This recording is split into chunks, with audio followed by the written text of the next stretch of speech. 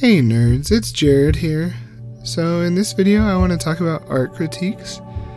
In order to better discuss what constitutes a productive and positive critique, I think it's important that we draw a definition for what an art critique actually is.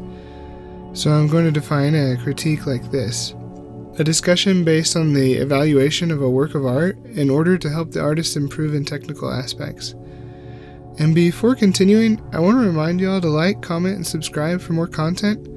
After all, it's free and it really helps me out. So I think it's important to note as well that there are objective and subjective aspects to critiques. Typically for learning artists, a critique is mainly objective, really honing in on a technical prowess and things that the artist may not be able to see at their current state of learning. For more advanced artists, the critique becomes more subjective. What things might look more aesthetically pleasing if the composition were changed slightly?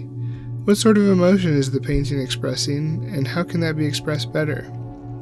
These are just a few example questions for more advanced critiques, and they really honestly apply to learning critiques as well. So let's start with how critiques should not be given. I think this is the most important advice. A critique should never be unsolicited. Oh, you have no idea how many times I have received advice from somebody online, and I'm sure given in a more positive way and they wanted to be helpful with it, but I was not in the mental state to be receiving that critique at the time. And half the time the critiques that people have given me online just don't even apply and don't make sense.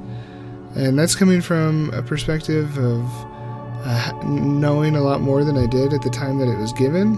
So just take that with a grain of salt. But if the artist doesn't expressly ask your opinion or for a critique, be very careful with how you approach an artist for advice.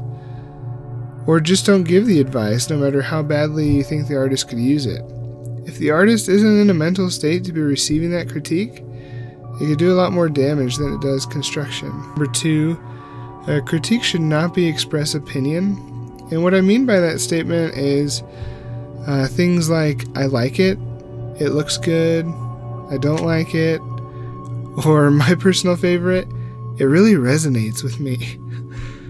This one's the worst because it's very posh and it's expressing the same sentiment as I like it, but the person saying it thinks they're really helping the artist because it sounds fancy. Number 3, a critique should not be degrading. With the advancement of the internet and social media, I feel like people are getting very opinionated and they don't even know why a lot of the times. They've gotten used to expressing their opinion without thinking about who is receiving it or even how it'll be received. If I had a nickel for every time I've seen somebody say online or on Facebook, the CGI is crap, I would be filthy rich. Seriously though, take time to consider what you may or may not like about a piece and give that advice in a positive way so as not to hurt the person or the people who's been working on it for a super long time. It's really degrading when people do that. On the other hand, let's get to what a critique should be. A critique should be useful to the artist so that they can improve. So many artists are afraid of giving critiques because they're afraid that they'll hurt feelings. And you're not doing anyone any favors by doing this. So many times in art school, there would be an objectively unfinished painting, and I say unfinished because I don't know that I want to say that any painting is bad. Some paintings just might be unfinished and need to be worked on in order to look a little bit better or to work on their techniques.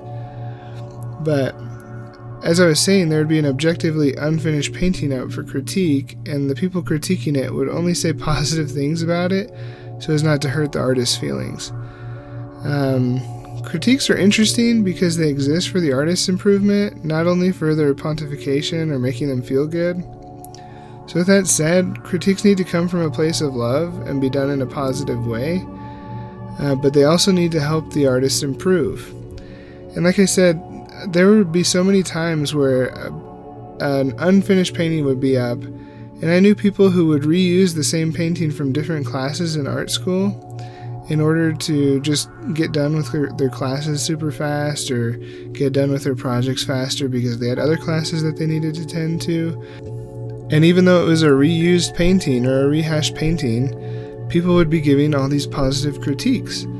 And that sort of would drive me nuts, because I think we have sort of a debt to the other artists in order to help them improve in the things that we think they need to improve on.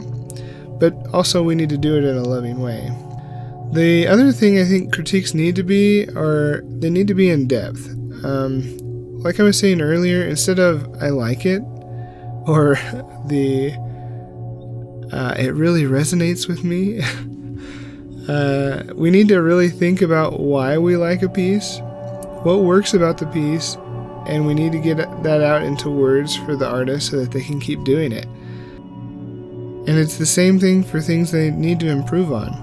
Is the torso way too long on this figure painting? Let that person know and what they can do in order to keep it from happening again. Is the color in the background swallowing the subject of the painting? Tell that person, show them, and let them know how to make the subject stand out with more personality.